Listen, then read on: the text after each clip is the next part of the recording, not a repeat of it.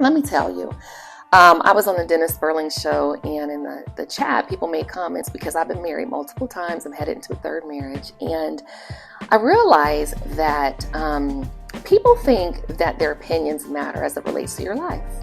And as you get a little bit older, more mature, you realize that, why am I concerned about what other people say? And I want to say this to you all, especially my sisters that have been married multiple times. Two things I'm going to talk about: women that have been married multiple times, and women that have gone out those marriages, from those marriages, and feel like, maybe you're depressed from that too. So it's just two angles I'm going to take. So the first angle is, if you've been married multiple times, there's no shame to it. Who cares? I got an aunt right now married to my uncle. They both fly, and it's been, 15, 16 years now. But he's her fourth husband. She's his third wife. I have another aunt, my grandmother's aunt. So this was way back in the day, because my grandmother is in her 80s, alive and popping. She's amazing. And I have an aunt that was married 7 times. I was like, oh my gosh, 7 times. Oh, well. And that was my grandma's aunt. I know women that have been in multiple marriages. See, I know, but most women have really never been married. Or if you've been married once, you're kind of like, oh, I don't know if I want to get married again. And really, it's not us. We kind of are the deciding factor, but men have to choose you. So have men, even if you've, got an engagement, have you been able to cross over, to the next phase of that? Because it's different. Married life is different. I enjoy it. I really do. But some of the things that my therapist shared with me, I want to just share with some of you that are struggling. Because again, sometimes I'm like, damn, man, this is my third marriage. I was sitting with some women recently, and it's a table of 4.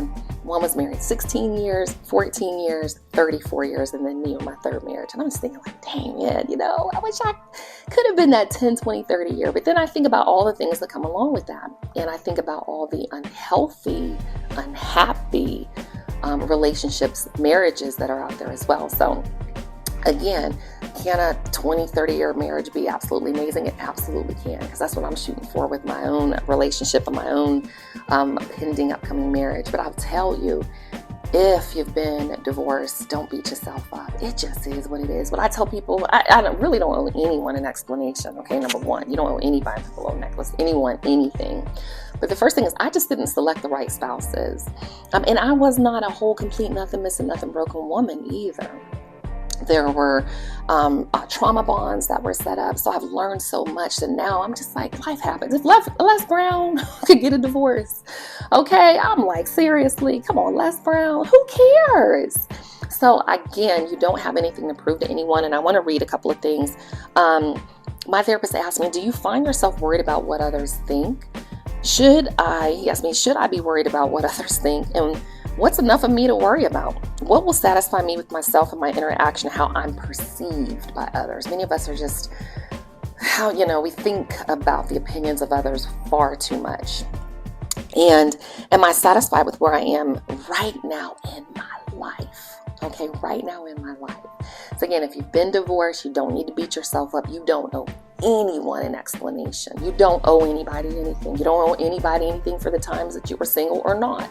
I was married, divorced for quite a few years, about, I would say 6 years, but maybe 4 or 5. First marriage and second marriage. Then divorced after about 7 years. We were together 8, and then single about 3.5 years, and now I'm getting married again. So it is what it is, okay? And my soon-to-be amazing Superman has been married multiple times. So we're kind of very unique in that area.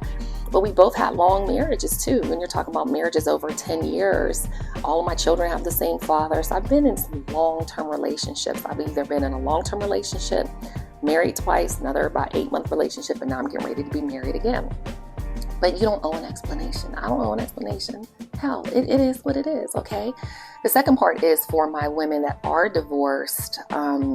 Let's just say here, you look at your ex-husband, and I've been in this boat. Well, I haven't been in this boat because my exes, this is for y'all, not for me. But let's just say you look at your ex-husband like, damn, he got that young wife. Because I actually know someone that's, I think, a little bit bitter. She's like, yeah, he got a woman. She's in her 60s, and he got a woman like my age in her 40s.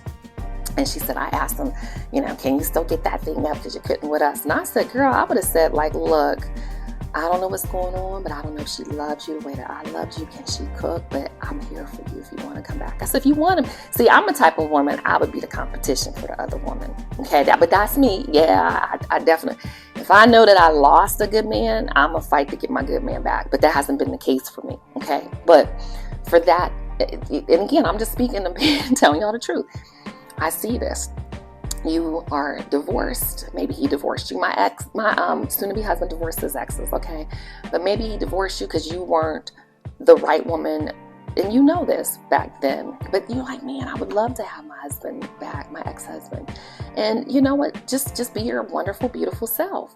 But my point of it is to say you were divorced, and now you see your ex-husband getting married, being this man that you wanted him to be in your relationship. Guess what?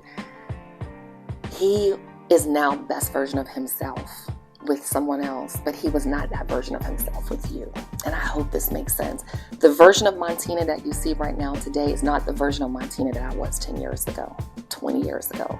I am a completely different, really completely different woman, individual. I've always been soft feminine. I have a sweet goddess femininity. You know, everyone says, she's so sweet, she's so sweet. I'm sweet, I know. It's just my personality. But guess what? This whole complete, nothing missing, nothing broken, happy, healthy, whole, healed woman was not who I am now, was not that version 20 years ago. So the version that you see of that ex-husband with that new wife, he's the best version of himself now. And you might say, hey, I helped do that. You may have, or just, you know, he maybe didn't receive it then, but just understand it's not your fault, okay? And it just is what it is. Some of you all, you know, maybe had too much masculine energy, you were bossy, you didn't, you know, appreciate or respect him, and he moved on. It just is what it is. But take that energy and use it for someone new. Some of you are just like, I never want to be married. You're so hurt. You're so hurt. You won't even consider a new spouse. Or you don't want to let go of his retirement or the alimony or whatever the case may be. There is someone out there for all of us that will love you the way that you desire to be loved, but it's what you're attracting. So again, for those of you that have been divorced, you're kind of ashamed of it. I've lived in that space of shame and embarrassment, but I don't care. I really don't. I'm not kind of, your opinion of me doesn't matter to me, okay? And on the other side, again, if you have an ex-husband that just really just seems to be, he married someone else, he's taking care of their kids, he's taking care of her, you're like, damn, you know, he got the big house, the big car, just got it going on. You're like, that should have been me. It probably should have been you. But he was not the version of himself that he is now with you back then. People just change, they mature, they grow up. The man that I'm about to marry, I often laugh about it because he'd be like, I'd have pulled you back in the 20s. He'd be like, I'd have had 7 kids. I probably had a bunch of kids by him too. But sometimes I'd be like, yeah, I don't think we would have been compatible when, you know, me in my 20s and him in his 30s. And we laugh about it. So again, that's just what I wanted to share. This is my fun hobby thing. I do YouTube for fun. So I just want to let you know that you don't have nothing to prove to nobody. Okay, if you want to stay single, if you're happy with that, just also remember that your single friends keep you single.